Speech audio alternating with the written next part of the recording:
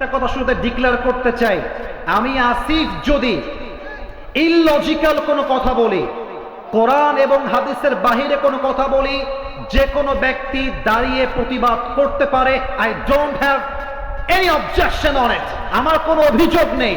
But আমি যদি ইসলামের রাজ কায়েমের কথা বলি, আল্লাহর জমিনে আল্লাহর রাজ কায়েমের কথা বলি, আর কেউ যদি বাধা দিয়ে বলে বাংলাদেশের তাফসীর মাহফিলে আল্লাহর জমিনে আল্লাহর রাজ কায়েমের কথা চলবে না, তার পিঠের হাড্ডি গুড্ডি ভেঙে আমরা গুড়িয়ে দিব যুবক। এটা 5 আগস্টের আগের বাংলাদেশ নয়, এটা 5 আগস্টের পরের বাংলাদেশ। আমার বাপ তমক ছিল, আমার বাপের নামের দেশ ছিল, এই কথা যে বলবে তাকে ইন্ডিয়া ভাবতে বাধ্য করতে হবে। অতএব আমরা এখানে কোনো প্রকার দ্বন্দ্ব করবার জন্য আসি নাই, আমরা এসেছি একতার কথা বলতে। এই এরকম করবেন না, এগুলো গ্রামের চাচাতো ভাইদের কাজ। ড্রোন ঝুলে গেছে, ঝুলে যাক, মরে যাক, কবরে দাফন হয়ে যাক, আমার মনোযোগ তাফসীরে আছে, তাফসীরেই থাকবে, ঠিক কিনা বলেন? আপনারা বগুড়ার সন্তান, বগুড়ার মানটা রাখার ট্রাই করবেন। লুক অ্যাট মাই আইস, আমার 2 চোখে চোখ রাখেন। আমার মুরব্বী আব্বাজান, আপনারা ভাববেন না যে আমি যুবকদের কথা বলি মানে আপনাদেরকে বুঝি না। আমার আম্মা জান, আমার বোনেরা, যুবকরা আমাকে ভালোবাসে মানে বুঝবেন না যে আমি আপনার শত্রু। আমি সকলের বন্ধু। আরে যে কোরআন থেকে কথা বলে সে সবারই বন্ধু হয়ে যায়, ঠিক কিনা বলে? আমি আমার কথা কোনো লম্বা কথা করতে চাই না, আমি জাস্ট 3টা মেসেজ দিয়ে ভূমিকা শুরু করতে চাই। ভূমিকা শেষ হয়ে গেলেই যেই 3টি আয়াত আমি কোরআন থেকে তেলাওয়াত করেছি, এই 3টা আয়াতের আলোকে আমি তাফসীর পেশ করতে চাই। এবার আমি সাউন্ড চেক করব, বগুড়ার সন্তানরা আসলে বেঁচে আছে না মরে গেছে। আমি সবার থেকে জানতে চাই 3টা মেসেজ যে সবাইকে দিতে চাই। আপনারা সবাই প্রস্তুত আছেন শুনতে নাকি নাই? আছি, সাউন্ডটা আমার কানে আসে নাই, আছি না নাই? Number 1 message for all the young people. আমার মুরব্বী আব্বা জান, আমার চোখে চোখ রাখবেন। প্রথম কথা, আমি আমার কলিজার টুকরা তাজা যে যুবকগুলো রয়েছে, যাদের গায়ে উচ্ছ্বাস রয়েছে, সবাইকে একটা কথা বলতে চাই, বাপের কাঁধে ভর করে খাওয়া বাদ দিয়ে দাও, বাপের টাকায় চলা বন্ধ করে দাও। মাথায় রাখতে হবে, আমি কাপুরুষের সন্তান নই, আমি বীর পুরুষের সন্তান। আমার বাপের পরিচয় আমার পরিচয় হবে না, আমার পরিচয় আমার বাপের পরিচয় হবে। আর একটা কথা বাস্তবে বলেই ফেলি, হয়তো বা অনেকে আমার সঙ্গে দ্বিমত পোষণ করতে পারেন। আমি জানি না আপনারা দ্বিমত পোষণ করবেন কিনা, বাট আমার আশা আপনারা আমার সঙ্গে 100-এ 100 একমত হবেন। মাথায় রাখবেন, নারীর সৌন্দর্যের দাম আছে, পুরুষের সৌন্দর্যের দাম নাই যদি তার যোগ্যতা না থাকে। পুরুষের আসল পরিচয় তার চেহারায় নয়, পুরুষের আসল পরিচয় তার বডিতে নয়, পুরুষের আসল পরিচয় তার টাকার মধ্যে লুকিয়ে আছে। যুবকরা, টাকা থাকবে তো টাকলার সঙ্গেও মেয়েকে বাবা বিয়ের পিড়িতে বসায় দিবে, আর টাকা না থাকলে তাগড়া যুবককেও মেয়ের বাপ চোখ তুলে তাকাতে চায় না। যুবক ভাই, তোমরা কি সবাই ইলন মাস্কের নাম শুনেছ? ভাই, আপনারা আমার কথা রাগ করছেন না তো? মানে আমি একটু ফ্রেন্ডলি কথা বলি। আমি ভাবি যে আমার সামনে যারা বসে আছে এরা হয়তো বা আমার রক্তের আপন কেউ নয়, তবে মাঝে মাঝে রক্তের সম্পর্কের চাইতে বন্ধুত্বের সম্পর্ক অনেক বেশি দামি হয়। যুবক ভাই, ইভেন আপনারা অবাক হয়ে যাবেন, মাঝে মাঝে রক্তের চাচা বেঈমানি করে, রক্তের আপন মামা মায়ের সম্পত্তি মেরে খায়, বা কলিজার বন্ধু আমাদের সঙ্গে বেঈমানি করে না, ঠিক কিনা বলেন? তো বন্ধু হিসেবেই বলছি, আমাকে একটু উত্তর করবেন, আমার কথা মাইন্ডে নেবেন না। আপনারা সবাই ইলন মাস্ক নাম শুনেছেন না? গত মেবি 1 সপ্তাহ আগে তার জাস্ট একটা টিপস বা একটা পরামর্শ, আমি তাকে আইডল মনে করি না। জেফ বেজোস আমাদের আইডল নয়, ইলন মাস্ক আমাদের আইডল নয়, শাহরুখ খান আমাদের আইডল নয়, আমির খান, সালমান খান কেউ আমাদের আইডল নয়। আমাদের আইডল মুহাম্মদুর রাসূলুল্লাহ সাল্লাল্লাহু আলাইহি ওয়াসাল্লাম। জেফ বেজোস, যিনি অ্যামাজনের ফাউন্ডার, প্রতিষ্ঠাতা, তিনি একটা মারাত্মক কথা বলেছেন, যেই কথা যুবকদেরকে শেয়ার করতে চাই যাতে করে তোমরা ইন ফিউচার ভালো কিছু করতে পারো। তবে একটা কথা বলে ফেলি, এখানে আমার যেটা মনে হচ্ছে, যত অডিয়েন্স এসেছে, if I am not making any mistake, যদি আমার ভুল না হয়, আমার মন বলছে এখানে যত শ্রোতা এসেছে তার 90% বেশি শ্রোতা কলিজার টুকরা যুবক ভাইয়ের আজকে মাহফিলে এসেছে। জেফ বেজোস বললেন, মাথার যে স্ট্রেস কিংবা টেনশন, এটা কঠোর পরিশ্রম করলে আসে না, বরং যেই কাজ তুমি করতে পারো ওই কাজ রাইট টাইমে করতে না পারলেই তুমি টেনশন ভোগ করবা। দেখেন তো, আজকে আপনার বয়স 30 হয়ে গিয়েছে, আপনি ভাবছেন, ইস, যদি আমি আমার ব্যবসা 20 বছর থেকে শুরু করতাম। কথা ভুল বললাম না ঠিক বললাম? বলেন বলেন বলেন।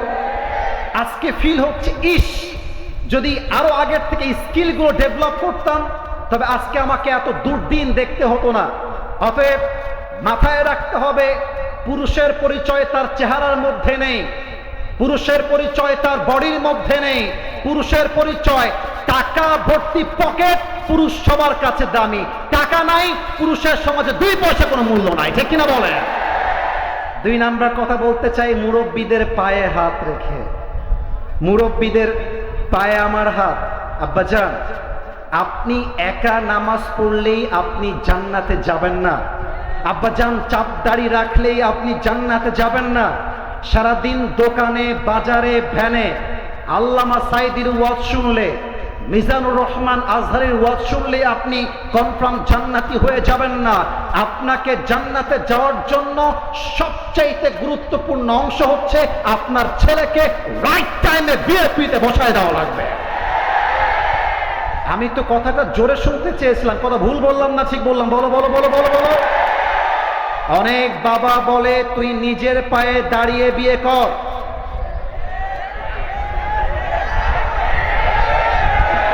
আব্বাজান, নিজের পায়ে দাঁড়াইতে দাঁড়াইতে যুবকের যৌবন যে নষ্ট হচ্ছে, এর প্রত্যেকটা দায়ভার কিয়ামতে আপনাকে বহন করতে হবে। আর একটা কথা বলতে চাই, রাস্তাঘাটে চলতেছো, মেয়ে পছন্দ হয়ে গিয়েছে, বিয়ের জন্য সোজা গিয়ে বিয়ের প্রস্তাব দিবে, কোনো ভয়ের কারণ নাই। এখন বলবেন, হুজুর আপনি কি এই মাহফিলে শুধু বিয়ের ওয়াজ করতে আসছেন? No no no no no, the time is coming, আমি তাফসীর করব। Let me give you an example. একটা উদাহরণ দিচ্ছি।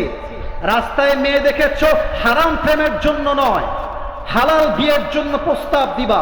অপশন 2টা, হয় মেয়েটা অ্যাকসেপ্ট করবে, যদি অ্যাকসেপ্ট করে তাহলে তো মাশাআল্লাহ, শাদি মুবারক। আর যদি অ্যাকসেপ্ট না করে, কষ্ট পাওয়ার কোনো কারণ নাই, সে তোমাকে ছাকা দিয়ে একটা বিয়ে করবে। তুমি বেটা মরদ মানুষ, বেটা মানুষ, ও বিয়ে করবে একটা, তুমি 4টা বিয়ে করে দেখায় দেবা। পুরুষ মানুষের ছাকা খাওয়ার কোনো ওয়ে নাই।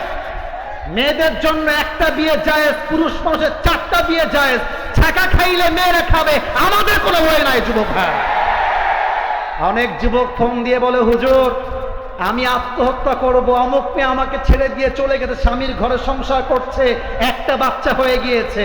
আরে বেটা, ও একটা বিয়ে করে একটা বাচ্চা পয়দা করছে, তুমি 4টা বিয়ে করবা, 4টা বাচ্চা পয়দা করবা, ঠিক কিনা বলে? আমি বলছি না 4টা বিয়ে করতে হবে, আমার কথা একটাই, চরিত্রহীন মেয়ের জন্য আমার ক্যারিয়ার নষ্ট হবে না। আমাকে আমার বাবার মুখ উজ্জ্বল করতে হবে, আমাকে আমার মায়ের মুখ উজ্জ্বল করতে হবে। আমার বউ তো সে হবে না যে টিকটক করে বেড়ায়, আমার বউ তো সে হবে যে উলঙ্গ হয়ে রাস্তাঘাটে নেচে বেড়ায়।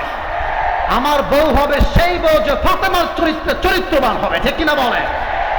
3 নাম্বার মেসেজটা দিয়ে আমি আমার তাফসীর পেশ করতে চাই। বলেন তো সবাই, আজকে কয় তারিখ? মাশাআল্লাহ মাশাআল্লাহ। আপনারা খেয়াল করেছেন কিনা এটা আমি জানি না, তবে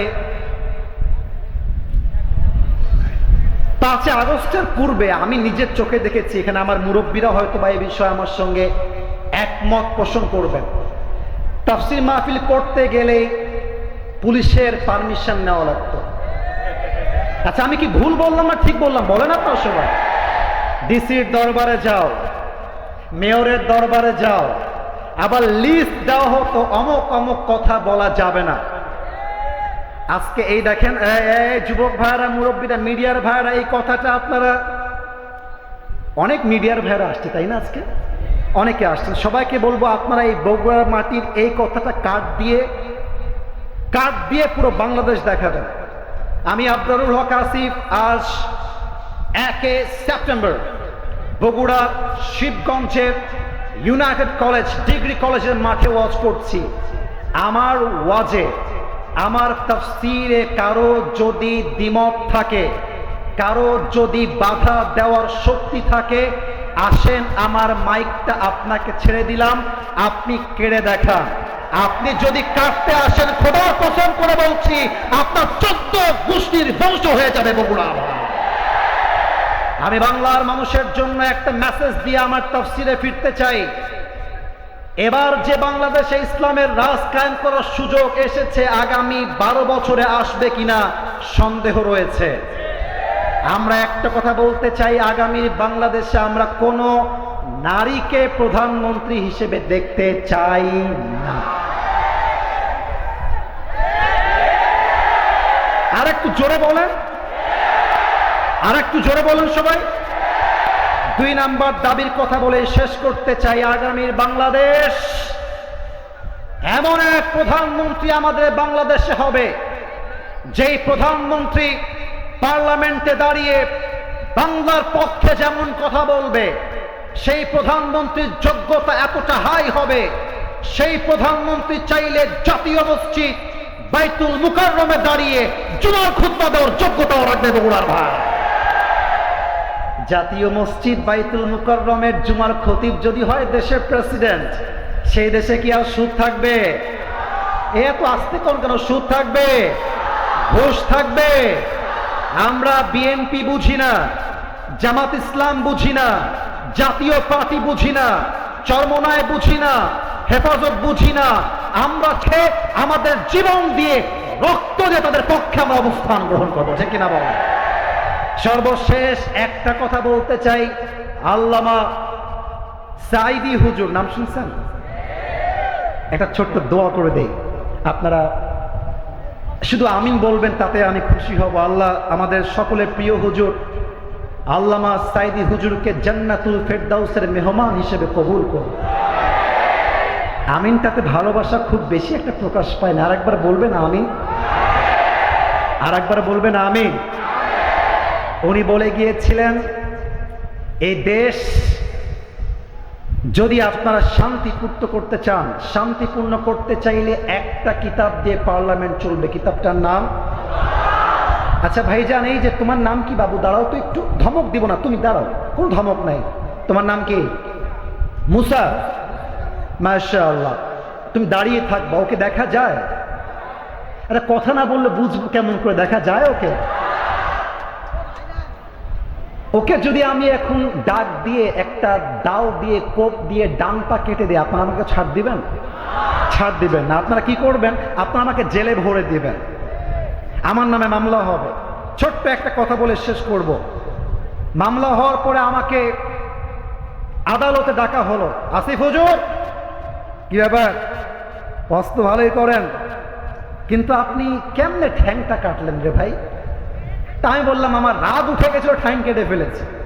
তো বাংলাদেশের যেই সুপ্রিম কোর্ট কিংবা আইনের যেই নিয়ম আছে, সেই নিয়মে আমার শাস্তি হলো 10 লক্ষ টাকা আর 1 বছরের জেল। বগুড়া ভাইদের বুদ্ধি চেক করে হলো কিনা এটা বোঝার জন্য একটা কাজ করেন, দাড়িপাল্লা নিয়ে আসেন, ওর ডান পা যে কাটছি দাড়িপাল্লার ডান দিকে দেন, 10 লাখ টাকা জরিমানা, 1 বছরের জেল বাম পাল্লায় দেন। টান মারেন তো উত্তর জোরে করবেন। একদিকে 10 লাখ টাকা 1 বছরের জেল, আর একদিকে ওর পাটাকা। যতই আপনি এই কাটা পা আর 10 লাখ টাকা দিয়ে টান মারেন, সমান সমান হবে? আচ্ছা 20 লাখ টাকা দেন, সমান সমান হবে? কোরআন কি বলছে দেখেন, কোরআন বলছে চোখের বদলে চোখ, হাতের বদলে হাত, নাকের বদলে নাক, চোখের বদলে চোখ, পায়ের বদলে পা, জানের বদলে জান, ঠিক কিনা বলে? এবার ওর ডান পা আমি কেটে দিয়েছি, আপনি আইন করে আমার ডান পা কেটে দেন। দাড়িপাল্লার ডান দিকে ওর ডান পা দেন, দাড়িপাল্লার বাম দিকে আমার ডান পা দেন। এবার টান দেন, দেখবেন দুইটা সমান সমান হয়ে গিয়েছে। ওয়ামান হাকামা বিহি আদালা। আর আল্লাহর জমিনে ইনসাফ কায়েম করতে চাইলে পাশ্চাত্যের আইন দিয়ে চলবে না। আল্লাহর জমিনে ইনসাফ কায়েম করতে হলে আল্লাহর কোরআন দিয়ে রাজ কায়েম করতে হবে, ঠিক কিনা বলেন? আল্লাহ সেই বাংলাদেশ গড়ার তৌফিক দান করুক, পড়েন সবাই আমিন। আপনাদের বউ আছে কার কার একটু হাত তুলেন তো। বউ আছে, বউ আছে। ওরে সর্বনাশ, ওরে সর্বনাশ, হাত নামান। এবার হতভাগা যারা, যাদের বউটাও কেউ নাই, তারা হাত তুলো সবাই। ইন্না লিল্লাহ। স্যার কোথায়? আপনারা সবাই কোথায়? দেখেন, তোমাদের বউ নাই? আরে আরে, যার বউ নাই তার জীবনে কিছু নাই যুবক ভাইরা, ঠিক কিনা বলো? আল্লাহ সবাইকে দিনদার নেককার বউ দিয়ে দিক, পড়েন সবাই আমিন। তিনটা তাকবীর দিয়ে আয়াতে ফিরে যেতে চাই। প্রথম তাকবীর দিবেন বিবাহিত ভাইরা। It's time for the married people. বিবাহিত ভাইরা একটা কাশি মানান দেখি। এ কাশিতে জোর নাই রে ভাই, মিডিয়ায় রেকর্ড হচ্ছে, কোটি কোটি মানুষ দেখবে। বিবাহিত ভাইরা আরেকবার কাশি দেন। দেখা যাক বিবাহিত ভাইদের গায়ের জোর কত বেশি বগুড়ার শিবগঞ্জের মাটিতে। জাস্ট বিবাহিত ভাইরা allowed, single people they are not allowed. শুধু বিবাহিত তাকবীর দিবেন আমার সাথে, লিল্লাহি তাকবীর। এই সাউন্ড ভালো আছে। আজকে মনে হয় সিঙ্গেলরা হেরে যাবে। এবার সিঙ্গেলদের পালা, সিঙ্গেলরা কাশি দেওয়া। নাম্বার আপনারাই দিবেন, দেখা যাক কারা জিতে। সিঙ্গেল ভাইরা, বিবাহিত ভাইরা চুপচাপ। It's time for the single people. Single ভাইরা নারে তাকবীর। বিবাহিত ভাইরা আমাকে মাফ করে দিন, একটুর জন্য আপনারা হেরে গিয়েছেন। আজকে বিজয়ের মালা সিঙ্গেলদের গলায় পরিয়ে দেওয়া হলো, ঠিক কিনা বলেন? এবার আর কোনো ভাগাভাগি নাই, সবাই মিলে তাকবীর হবে, তাফসীর শুরু হবে।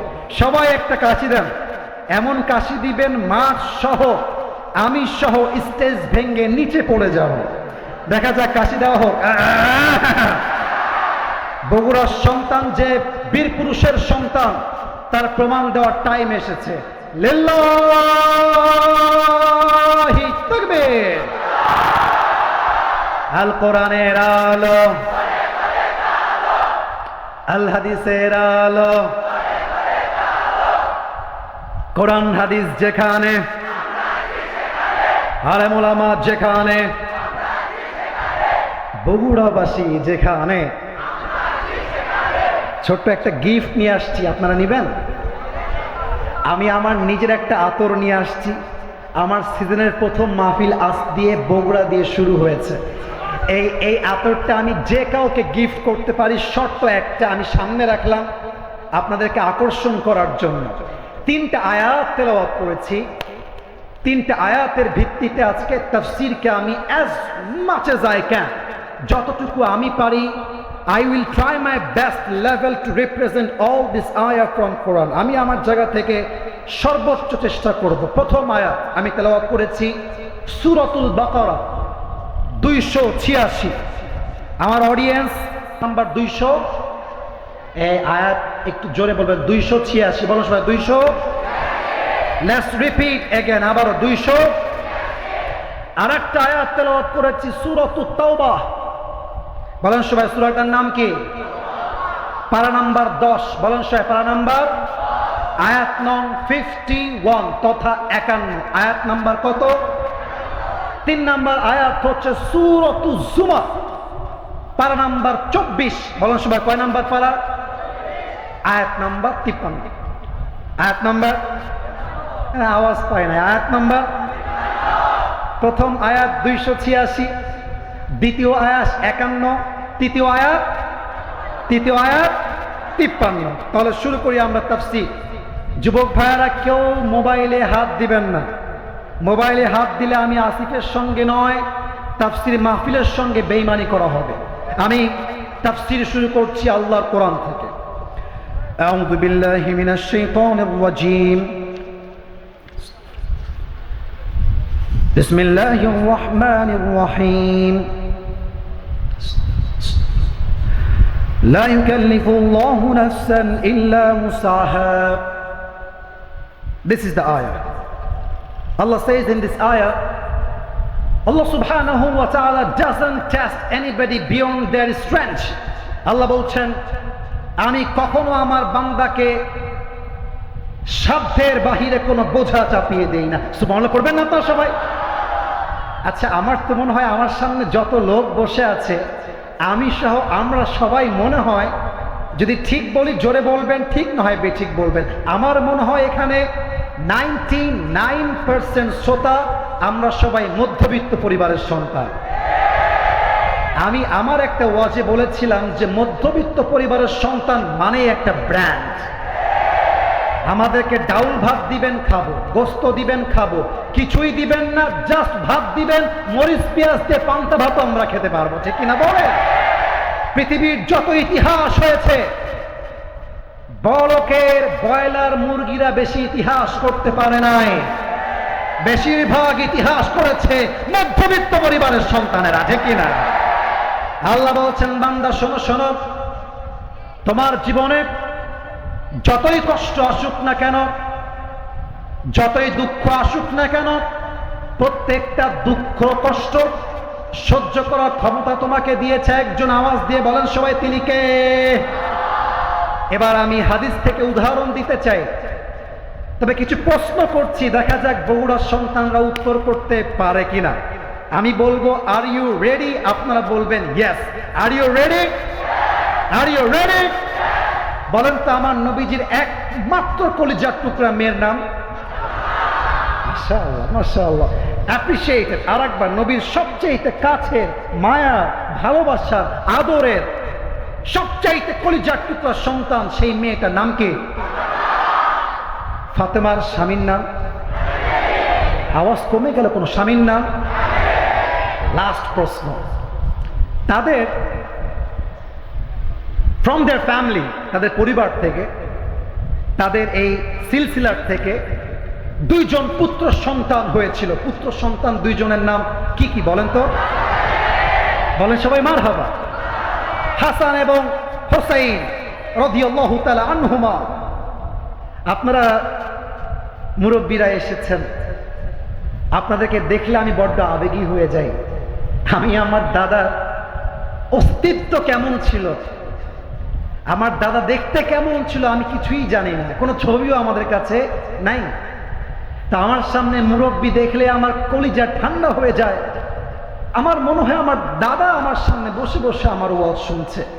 আজকে দাদা বেঁচে থাকলে হয়তো বা কলিজাটা ঠান্ডা হয়ে যেত যে আমার নাতি আছে কোরআন থেকে এত হাজার মানুষের সামনে তাফসীর পেশ করছে, আমার দাদা বেঁচে নাই। আপনারাই আমার দাদা। নবীর সঙ্গে হাসান আর হোসাইনের সম্পর্ক এত মধুর ছিল, বলার কোনো ভাষা নাই। আচ্ছা, বাচ্চাদেরকে মাঝে মাঝে আপনারা কেউ আমার চেহারা দেখবেন না, আমার দুই হাত দেখেন, আপনার শুধু নামটা বলবেন যে এই পজিশনটার নাম কি। দেখবেন মাঝে মাঝে বাচ্চাদেরকে আমরা এইরকম ভাবে কাঁধে নিয়ে ঘুরে বেড়াই। এটাকে কি ঘোড়া বলে? ঘোড়া। বলেন সবাই, কি বলে? একদিন নবীজি ঘোড়ার মতো এভাবে আছেন। এখানে জায়গাটা শর্ট তো আমি বুঝাইতে পারতেছি না, কিছু দেখা যায় তো? দেখা যায় না? এভাবে দুই হাত সামনে দিয়েছে, ঘোড়ার মতো হয়ে আছে। হাসান সামনে, হোসাইন পেছনে নিয়ে ঘরের মধ্যে এমনি এমনি ঘুরতেছে। এক সাহাবী আসছে ঘরের মধ্যে, ইসমুহু জাবের, ডাক দিয়ে বলছে, ইয়া রাসূলুল্লাহ, ইয়া হাবিবাল্লাহ, হাসান আর হোসাইনের কপাল কত ভালো, কার ঘোড়ায় তারা উঠেছে, কত কপাল ভালো।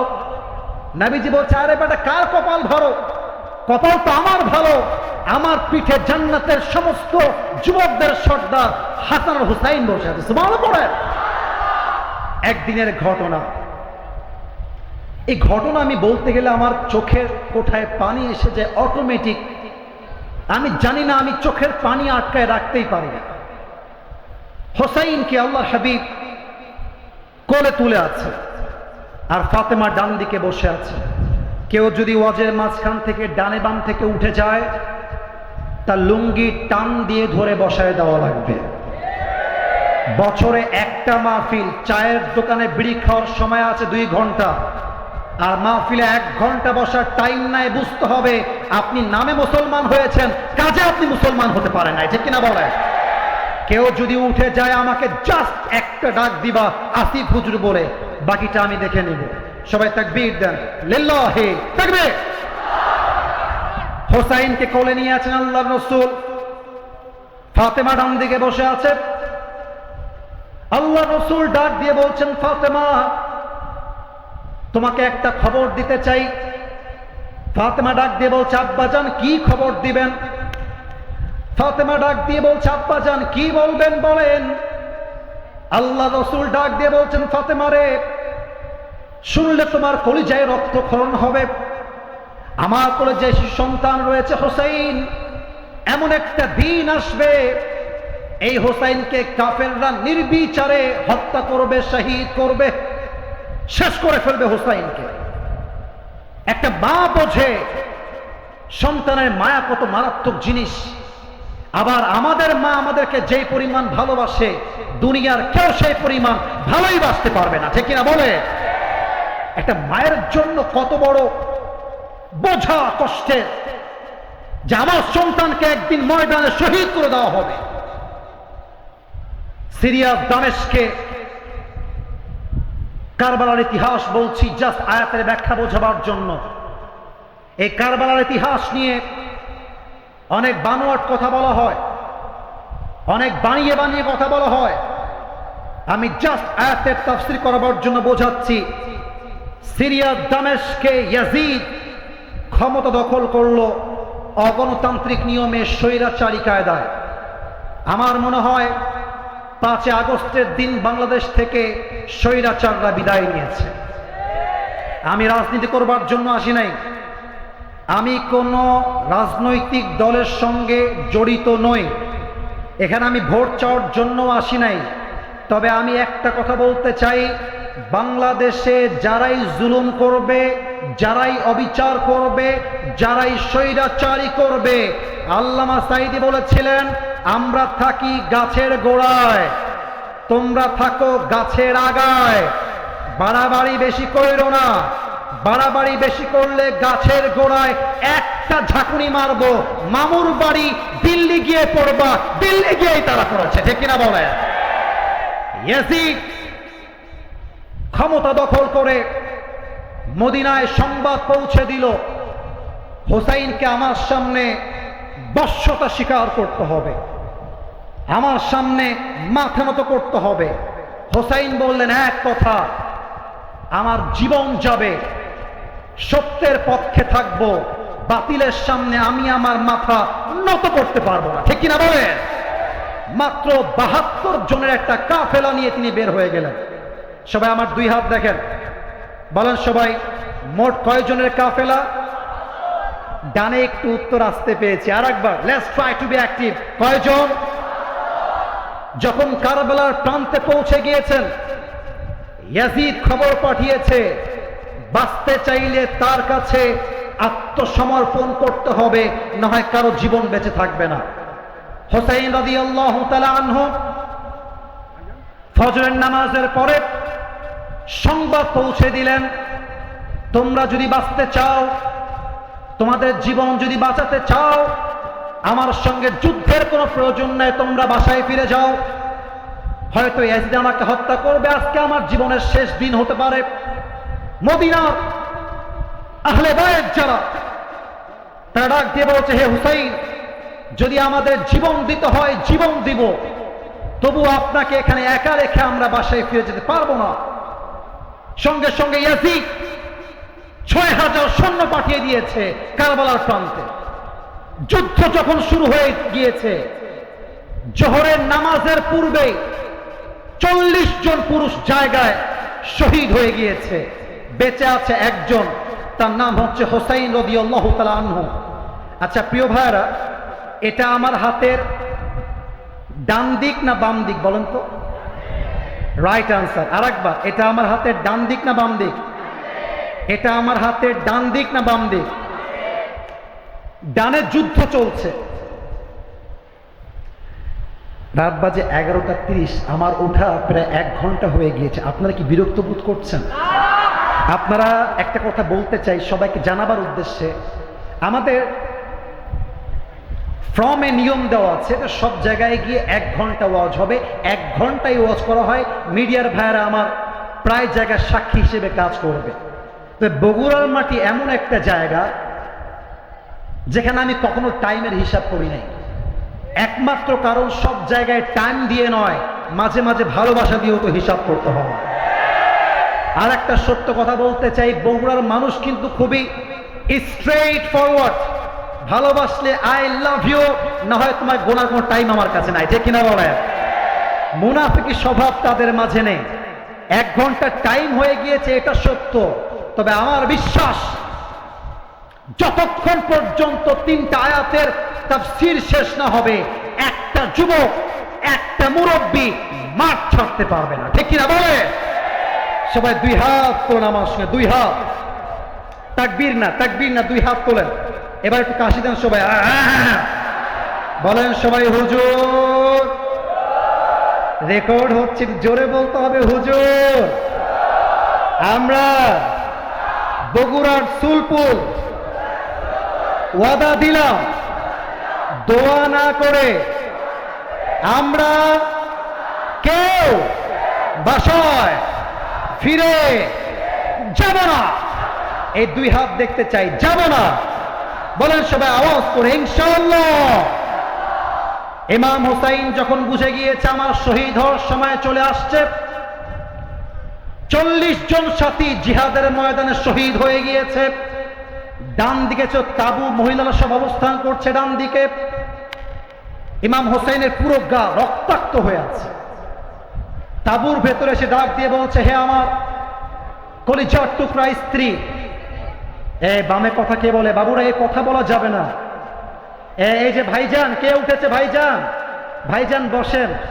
আপনাদের চাইতে গরম বেশি লাগছে আমার মনে হচ্ছে যদি রক্ত বের হয় আমার ওয়াজ চলবে, যতক্ষণ আপনারা আছেন ততক্ষণ ওয়াজ চলবে, ঠিক কিনা বলে? আমার বউ, তুমি আমাকে মাফ করে দিও। একসঙ্গে থেকেছি, অনেক জুলুম হয়ে গিয়েছে, অত্যাচার হয়ে গিয়েছে।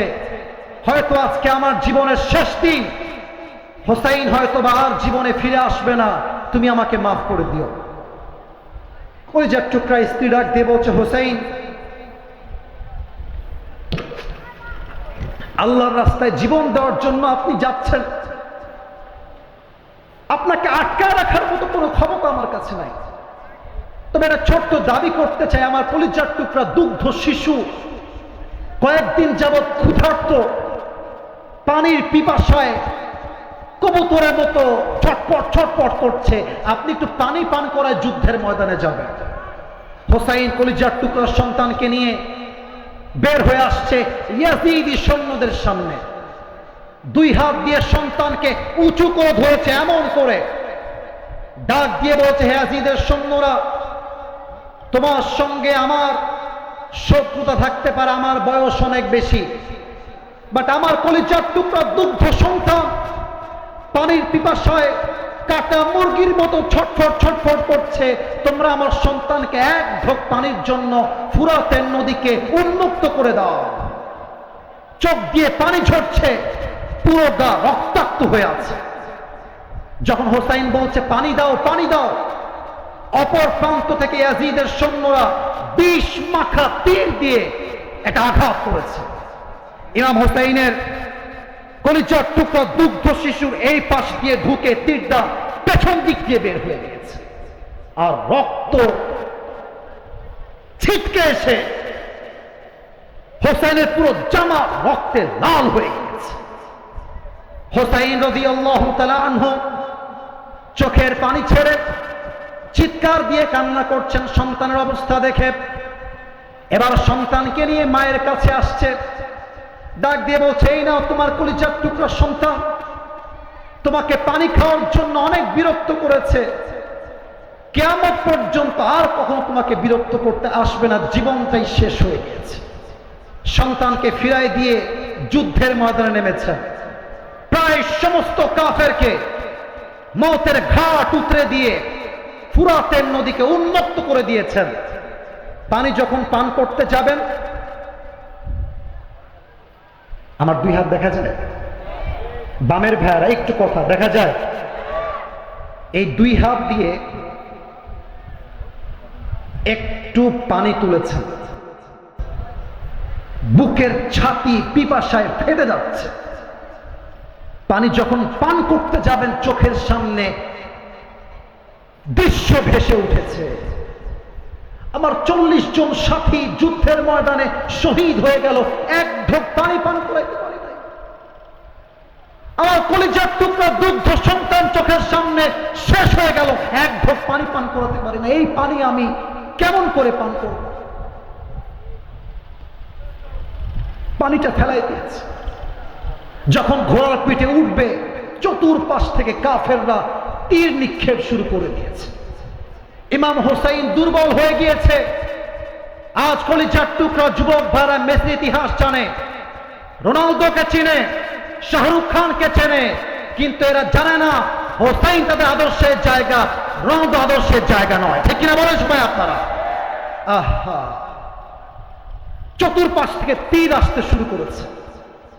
ইমাম হোসাইন চিৎকার দিয়ে বলছে, হে ইয়াজিদের সৈন্যরা, তোমরা কাকে হত্যা করতে চাও? আর আমি তো সেই যুবক, যে যুবকের পুরো দেহে নবীর চুম্বনের স্পর্শ লেগে আছে। আমি তো সেই যুবক, যেই যুবককে নিয়ে আল্লাহ রাসূল বলেছেন জান্নাতে সমস্ত যুবকদের সর্দার হবে হাসান আর হোসাইন। সুবহানাল্লাহ পড়বেন না আপনারা সবাই? তোমরা কাকে তীর মারো? তোমরা কাকে হত্যা করতে চাও? এই কথা বলতে বলতে আমি আমার হাতে বোতল নিলাম, এটা হচ্ছে তরবারি।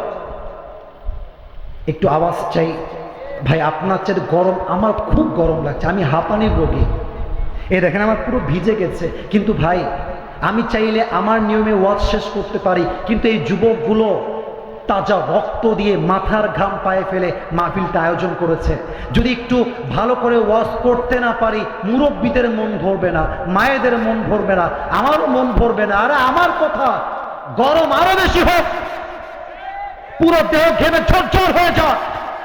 আমি আল্লাহর কোরআনকে ভালোবাসি, শুধুমাত্র গরম নয়, যদি প্রয়োজন পড়ে জীবন দিয়ে আমি রক্ষা করবো ইসলামের পতাকাকে। ঠিক কিনা বলেন সবাই আপনারা?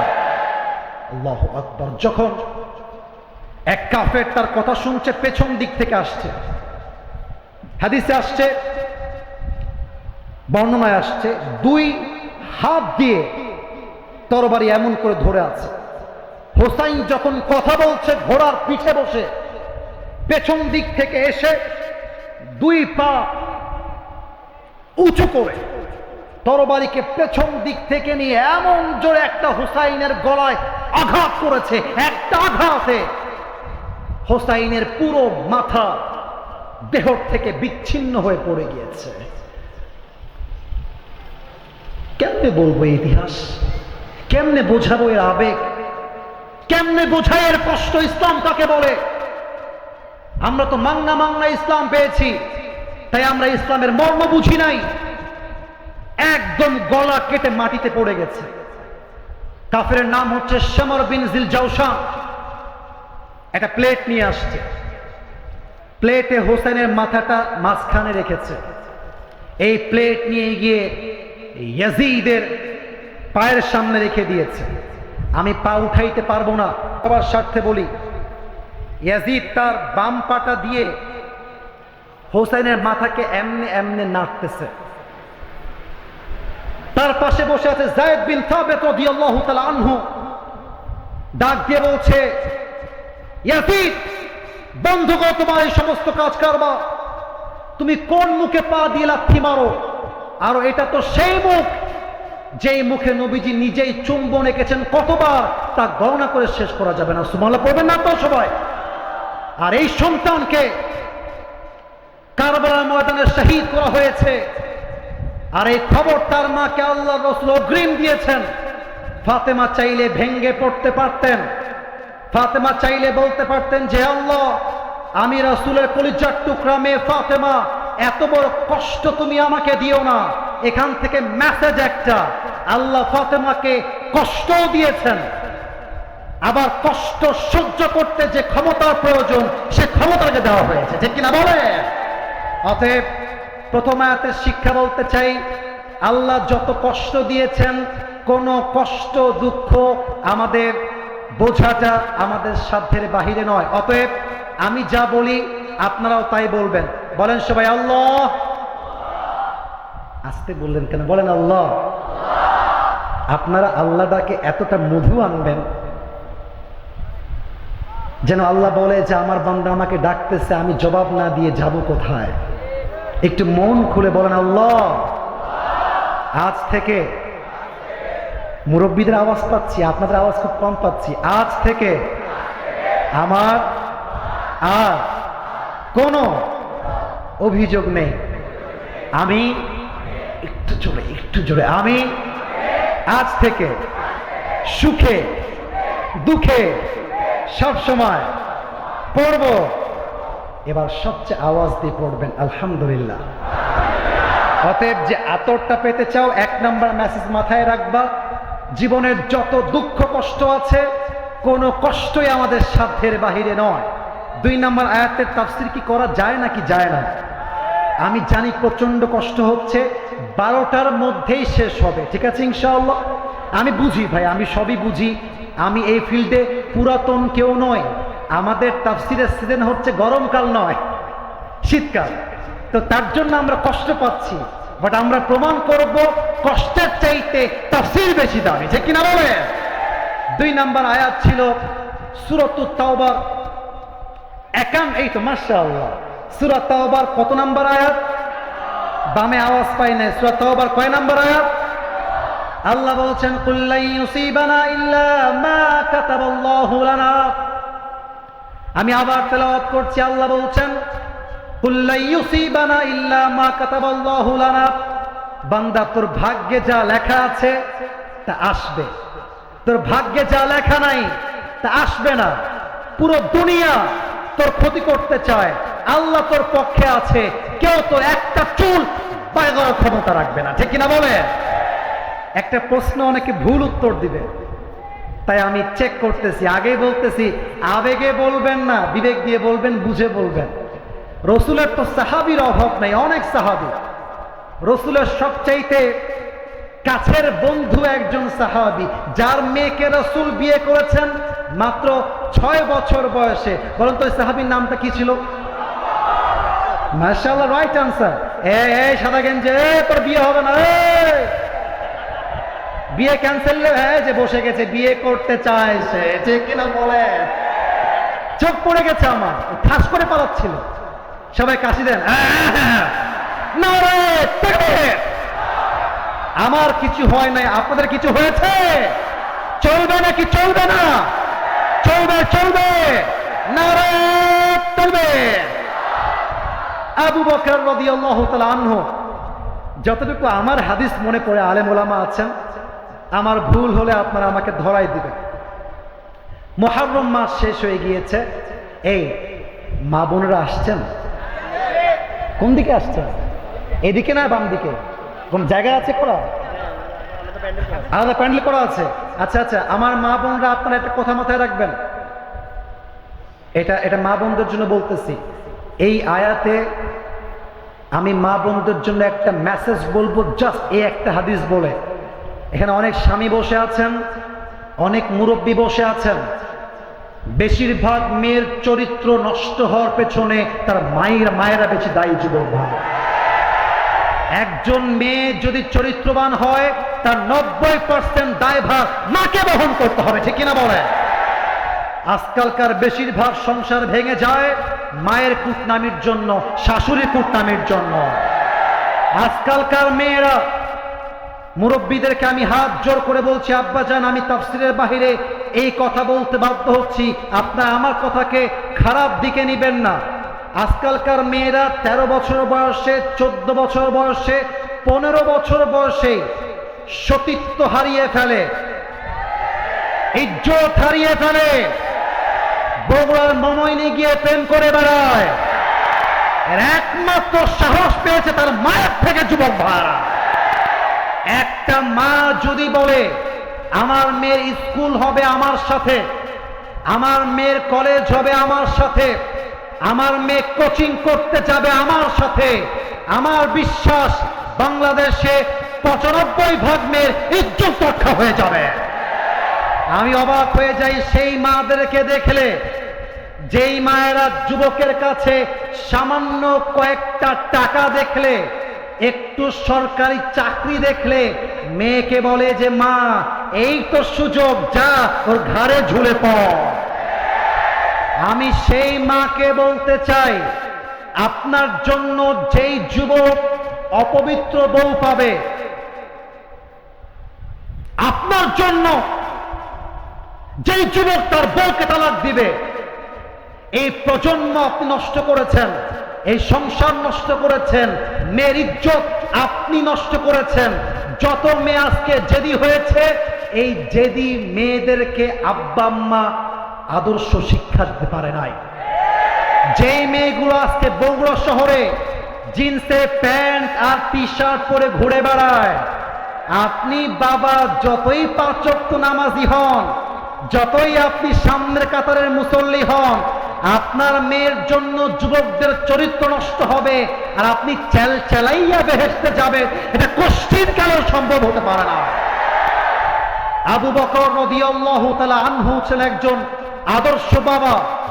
তিনি তার মেয়েকে এমন ভাবে মানুষ করে গেছেন, আল্লাহর রাসূল বলে গিয়েছেন আমার জান্নাতের সঙ্গিনী হবে আয়েশা। সুবহানাল্লাহ পড়বেন না আপনারা? মুহররম মাস শেষ, সফর মাসের 26 তারিখ। আচ্ছা, আপনাদের কলেজটা কোন দিকে? এটাই। এবার আমার দিকে কলেজে গেট আছে না? কথা কোন আছে না? দেখবেন কলেজের গেটে যখন কেউ প্রবেশ করে, ঠক ঠক করে, ক্লাস চলতেছে, in the mean time someone is knocking the door, কেউ দরজায় আঘাত করলো, আওয়াজ কানে বাজে কি বাজে না? বাজে না? আর একটু জোরে বাজে না? আচ্ছা, খুলতে দেখা যাচ্ছে আমাদের 30 সেকেন্ড লাগে, 1 মিনিট লাগে, কখনো 1.5 মিনিটও লেগে যায় কাজের জন্য। অবাক হবেন আপনারা, আল্লাহ রসুল এসে জাস্ট একটা ঠক ঠক করেছেন, সঙ্গে সঙ্গে আবু বকর বলছেন লাব্বাইক ইয়া রাসূলুল্লাহ, সুবহানাল্লাহ পড়ে গেট খুলে দিয়েছে। আর আবু বকর লেট হয়নি, কারণ কি? বলছে হে রাসূল, আপনি আমাকে বলেছেন, আল্লাহু আকবার, আপনি আমাকে বলেছেন যে আমি আপনার হিজরতের সাথী হব। ওই সেই দিন থেকে আমি একটা মুহূর্তের জন্য এই দরজা ছাড়তে পারি না। সুবহানাল্লাহ বলে আল্লাহ রাসূল ডাক দিয়ে বলছে আবু বকর, ডাক চলে আসছে, আজকেই বের হতে হবে হিজরতের জন্য। আল্লাহ রাসূল বাসায় ফিরে আসছেন, আলীকে বলছে আলী, এই হচ্ছে আমার খাট, তুমি শুয়ে পড়ো। কেন শুয়ে পড়বা? যেন কাফেররা বাহির থেকে এটা ভাবতে পারে যে মুহাম্মদ সাল্লাল্লাহু আলাইহি ওয়াসাল্লাম খাটে শুয়ে আছে, এই ফাঁক দিয়ে আমি বের হয়ে যাব। আমি হাদিসটাকে একটু অভিনয় করে বোঝাচ্ছি, আমি মূলত আয়াতের ব্যাখ্যা করছি। কেমনে করছি এটা সামনে বোঝাবো। এটা হচ্ছে গেট, এটা হচ্ছে রাস্তা, বামেও কাফের, ডানেও কাফের। আল্লাহ রসুল গেট থেকে বের হলেন, এক মুষ্টি ধুলো নিলেন, সূরা ইয়াসিনের প্রথম 9 আয়াত তেলাওয়াত করলেন, এমনি ছুঁড়ে দিলেন। আল্লাহ সমস্ত কাফেরদের চোখে এমন পর্দা দিলেন, আল্লাহ রসুল সবার সামনে দিয়ে বের হয়ে গেল, কাফেররা চুল পরিমাণ আন্দাজও করতে পারে নাই। সুবহানাল্লাহ, তো আস্তে আশা করি না, সুবহানাল্লাহ পড়ে রসুল বের হয়ে গিয়েছেন, গিয়ে দেখছেন আবু বকর দাঁড়ায় আছে। হ্যাঁ যুবকরা, কৌশল কাকে বলে দেখো। সব সময় পরিশ্রম করলে হয় না, মাঝে মাঝে স্মার্ট হয়ে কাজ করতে হয়, মাঝে মাঝে ঝোপ বুঝে পথ মারতে হয়, ঠিক কিনা বলো? আবু বকর বলছে ইয়া রাসূলুল্লাহ, আমরা এখনই মদিনায় যাব না, ডানে হচ্ছে মদিনা, বামে হচ্ছে গারে সৌর, আমরা আগে গিয়ে গারে সৌরে উঠব, কাফেররা যখন আমাদেরকে খোঁজাখুঁজি বন্ধ করে দিবে আমরা আবার বের হয়ে যাব। আল্লাহ রসুল যখন হাঁটতেছিলেন, এটা হচ্ছে পা, এটা হাত আমি জানি, বাট এটাকে এক্সাম্পল হিসেবে আমরা হাত হিসেবে নয়, কি হিসেবে ধরলাম?